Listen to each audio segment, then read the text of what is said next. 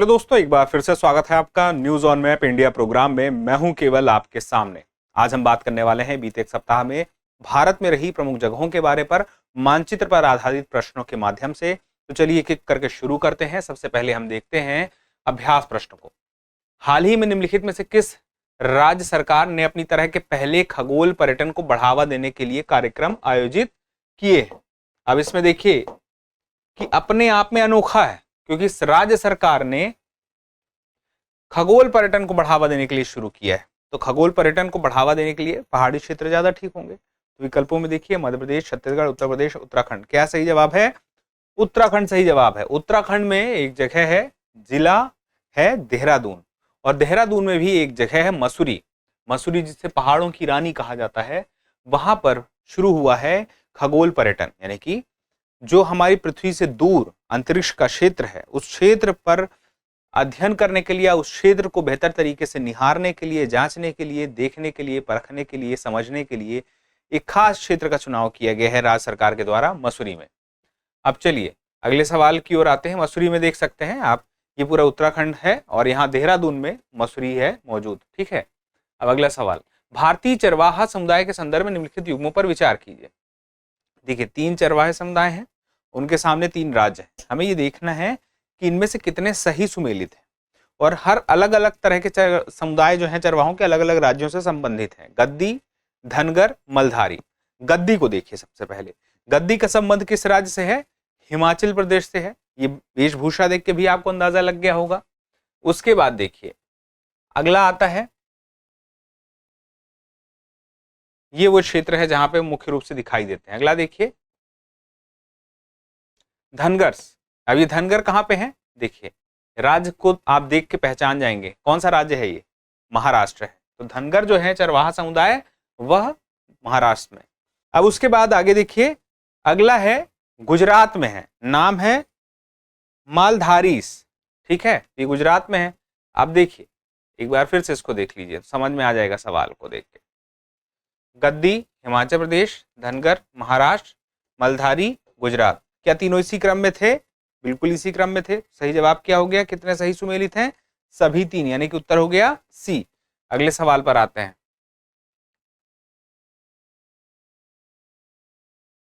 एशियाई जंगली कुत्तों के बारे में निम्नलिखित कथनों पर विचार कीजिए। 3 कथन हैं। देखिए जंगली कुत्ते हैं जिन्हें ढोले कहा जाता है, कहीं कहीं पर ढोल कहा जाता है। भारत में वे केवल पश्चिमी घाटों में पाए जाते हैं। इसे IUCN रेड लिस्ट में गंभीर रूप से लुप्त प्राय के रूप में सूचीबद्ध किया गया है। और तीसरा है ढोल अत्यधिक सामाजिक जानवर हैं और वे अक्सर झुंड में शिकार करते हैं, जिसे पैक कहा जाता है। चलिए देखते हैं, पूरे सवाल को देखते हैं। वे केवल पश्चिमी घाटों में पाए जाते हैं, क्या यह कथन सही है? देखिए ये वो जानवर है ढोले, जिसे जंगली कुत्ता, एशियाई जंगली कुत्ता कहते हैं। देखिए ये पश्चिमी घाट है, यहाँ भी दिखते हैं, पूर्वी घाट है, कुछ मध्य क्षेत्र में भी दिखते हैं, पहाड़ी क्षेत्रों में दिखते हैं, नॉर्थ ईस्ट में भी दिखते हैं। तो इसमें उनकी ऑक्यूपेंसी सिर्फ पश्चिमी घाट तक सीमित नहीं है। तो केवल अगर यहाँ पे यह जो लिखा है यही बात गलत कर देता है। अगर ये लिखा होता कि पश्चिमी घाटों में पाए जाते हैं तो ठीक था, लेकिन केवल लिखा इस वजह से ये गलत है। फिर इसे IUCN रेड लिस्ट में गंभीर रूप से लुप्तप्राय की सूची में सूचीबद्ध किया गया। तो गंभीर रूप से लुप्तप्राय नहीं है, यानी कि क्रिटिकली इंडेंजर्ड नहीं है, ये इंडेंजर्ड में है। तो तथ्यात्मक रूप से भी गलत है। ढोल अत्यधिक सामाजिक जानवर है और वे अक्सर झुंड में शिकार करते हैं। तो क्या सच में ऐसा है? बिल्कुल ऐसा है। ये अत्यधिक सामाजिक है, ढोल जो है, और ये झुंड में ही हमेशा रहते हैं। 20-25 का कम से कम झुंड रहेगा। तो कितने सही हैं? केवल 1, ए। अगले सवाल पे आते हैं। निम्नलिखित में से कौन से संरक्षित क्षेत्र सिक्किम में स्थित हैं? बारसी रोडोडेंड्रोन अभयारण्य, पंगो लखा वन्यजीव अभयारण्य, मेनम वन्यजीव अभयारण्य और नोंगखिलेम वन्यजीव अभयारण्य। आपको कोड का उपयोग करके सही उत्तर चुनना है। संरक्षित क्षेत्र इनमें से कौन कौन सिक्किम में है ये बताना है। देखिए सिक्किम में जो विकल्प है उसमें से आप देखेंगे तो एक नाम मिलेगा बारसी रोडोडेंड्रोन। अब वो देखिए ये आपको यहां मिल गया सिक्किम राज्य में। उसके अलावा मेनम यहां मिल गया।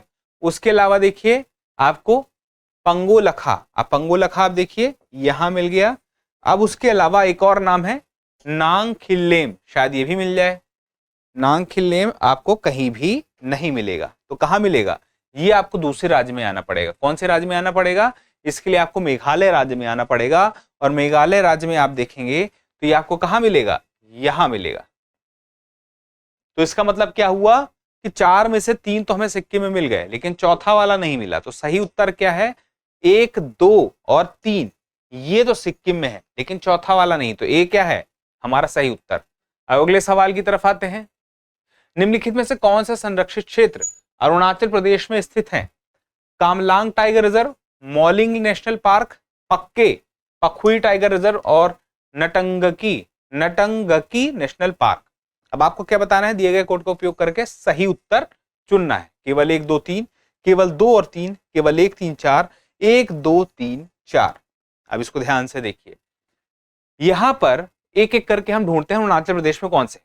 सबसे पहले देखिए, कमलांग आपको दिखेगा अरुणाचल प्रदेश के नक्शे में, मॉलिंग दिखेगा, पक्के दिखेगा, लेकिन एक यहां पे नटंगकी नहीं दिख रहा है। अब ये है कहां पे? ये आपको नागालैंड में देखना पड़ेगा। नागालैंड के नक्शे मौजूद है। तो सही उत्तर क्या होगा? अगर चौथा वाला हम छोड़ दें तो यह नागालैंड में है। तो 1, 2, 3 और सही उत्तर क्या है? ए हमारा सही उत्तर है। चलिए अगले सवाल की तरफ आते हैं। ईगल नेस्ट वन्यजीव अभ्यारण्य के बारे में निम्नलिखित कथनों पर विचार करके बताना है कि यह अरुणाचल प्रदेश की हिमालय की तलहटी में स्थित है। फिर उसके बाद इसका नाम भारतीय सेना के रेड ईगल डिवीजन के नाम पर रखा गया है। और तीसरा है, रेड पांडा को हाल ही में ईगल नेस्ट वन्यजीव अभ्यारण्य में कैमरे में कैद किया गया है। आपको बताना है उपर्युक्त में से कितने सही हैं। केवल 1, केवल 2, उपरोक्त में से कोई नहीं या उपरोक्त सभी। अब यहां पे देखिए, ईगल नेस्ट वन्यजीव अभ्यारण्य, सबसे पहले तो ये जानना पड़ेगा किस राज्य में है। उसके बाद यह है भारत के नक्शे पर थोड़ा पास में, और देखेंगे जूम करेंगे तो यहाँ पे एक राज्य का नाम लिखा है अरुणाचल प्रदेश। ये है ईगल नेस्ट, देखिए ज्यादा दूर नहीं है चीन से। अब उसके बाद देखिए अगला स्टेटमेंट तो हिमालय की तलहटी में है। ये बात सही है क्योंकि हिमालय की तलहटी का ही ये जो वाला क्षेत्र है। उसके बाद इसका नाम भारतीय सेना के रेड ईगल डिवीजन के नाम पर रखा गया है। तो तथ्यात्मक रूप से ये जानकारी सही है। तीसरा है, रेड पांडा को हाल ही में ईगल नेस्ट वन्यजीव अभ्यारण्य में कैमरे में कैद किया गया था। तो यही करंट अफेयर है जिसमें यह बात कही गई कि ईगल नेस्ट वन्यजीव अभ्यारण्य जो अरुणाचल प्रदेश में है वहां पर रेड पांडा देखा गया था। देखिए 2 तरह के पांडा होता है, giant panda, red panda. Bharat में जो मुख्य रूप से मिलते हैं वो कौन से हैं? जाइंट पांडा है। और चीन में जो मिलते हैं, सॉरी, भारत में रेड पांडा मिलते हैं और चीन में जाइंट पांडा। तो अब इस वजह से तीनों ही बातें सही साबित होती हैं। तो हम क्या कहेंगे? हम कहेंगे कि अगर अरुणाचल प्रदेश की हिमालय में तलहटी में स्थित है, ये बात कोई पूछेगा बोलेगा हाँ है। फिर कोई बोलेगा क्या इसका नाम भारत के रेड ईगल डिवीजन के नाम पर रखा गया है? हम बोलेंगे हाँ। फिर उसके बाद रेड पांडा को हाल ही में ईगल नेस्ट वन्यजीव अभ्यारण्य में कैमरे में कैद किया गया था, तो आप बोलेंगे हाँ। और बड़ी बात तो यह है कि रेड पांडा ही भारत में मिलते हैं, जाइंट पांडा चीन में मिलते हैं मुख्य रूप से। अब उसके बाद सही उत्तर क्या हो गया? उपरोक्त सभी, सभी के सभी इसमें सही हैं। चलिए अगले सवाल पे आते हैं। ईगल नेस्ट को चाहे तो जान सकते हैं। ईगल नेस्ट वन्यजीव अभ्यारण्य जो है उसमें मुख्य बात यही है कि अरुणाचल प्रदेश की तलहटी में तो है ही, भारतीय सेना के ईगल डिवीजन पर इसका नाम रखा ही गया है। और एक कामेंग हाथी रिजर्व है, उसके क्षेत्र के अंतर्गत भी इसका क्षेत्र आता है। अब उसके बाद अगला सवाल, हाल ही में खबरों में रहा मैत्री सेतु निम्नलिखित में से किन देशों से संबंधित है? भारत नेपाल, भारत श्रीलंका, भारत बांग्लादेश, भारत और भूटान। यह मैत्री सेतु 2 देशों को जोड़ने के लिए है, वहां के यातायात को बढ़ाने के लिए है, परिवहन को बेहतर करने के लिए है। तो कौन से पड़ोसी देश के साथ? भारत और, गेस करिए, बांग्लादेश। भारत और बांग्लादेश के बीच में मैत्री सेतु, ये देख सकते हैं, इसकी शुरुआत सितंबर में हो जाएगी। और बांग्लादेश और भारत में, बांग्लादेश का क्षेत्र है जिसका नाम है रामगढ़, और भारत में एक क्षेत्र है जिसका नाम है सबरूम। अब देखिए नक्शे पे, ये इंडिया का क्षेत्र है। सबरूम किस राज्य में है पूछ लिया जाए तो आप कहेंगे सबरूम जो है ये त्रिपुरा में है, और बांग्लादेश में रामगढ़। सबरूम से रामगढ़ का मतलब क्या हुआ? भारत और बांग्लादेश। और कौन सा इसमें सेतु है? तो आप बताएंगे सेतु का नाम है मैत्री सेतु। तो जवाब हमें मिल चुका है, सी हमारा सही जवाब है। अब चलिए इसके बाद आता है आपके सामने हमारा आज का अगला सवाल। पुलिकट झील के संबंध में निम्नलिखित कथनों पर विचार कीजिए। यह देश का दूसरा सबसे बड़ा खारे पानी का पारिस्थितिकी तंत्र है। उसके बाद यह आंध्र प्रदेश और तमिलनाडु की सीमा पर स्थित है। सही विकल्प चुनना है, केवल 1, केवल 2, 1 और 2 दोनों, ना तो 1 और ना ही 2। अब देखिए पुलिकट झील एक लैगून झील है, और देखिए देश का दूसरा सबसे बड़ा खारे पानी का पारिस्थितिकी तंत्र है। ये तथ्यात्मक रूप से जानकारी है। अब एक ही आपके लिए वर्क है, आपके लिए जिम्मेदारी है कि आप ये बताइए पहला कौन सा है, अगर ये दूसरा है तो। उसके बाद दूसरा स्टेटमेंट देखिए, आंध्र प्रदेश और तमिलनाडु की सीमा पर है क्या।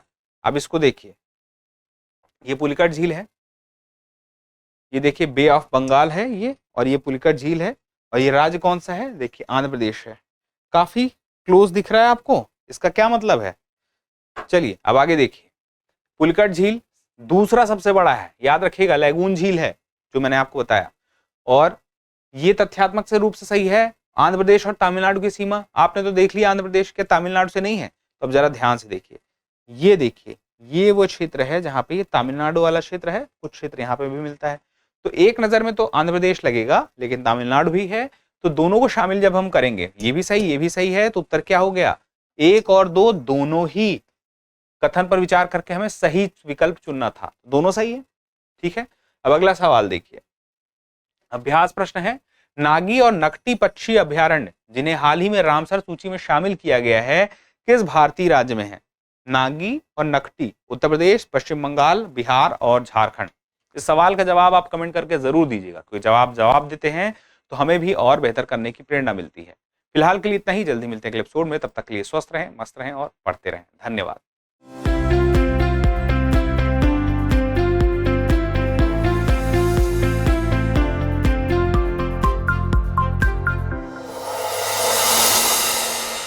डियर व्यूअर्स, अपने एग्जाम की तैयारी को और बेहतर करने के लिए हमारे चैनल को लाइक, शेयर और सब्सक्राइब करना न भूलें।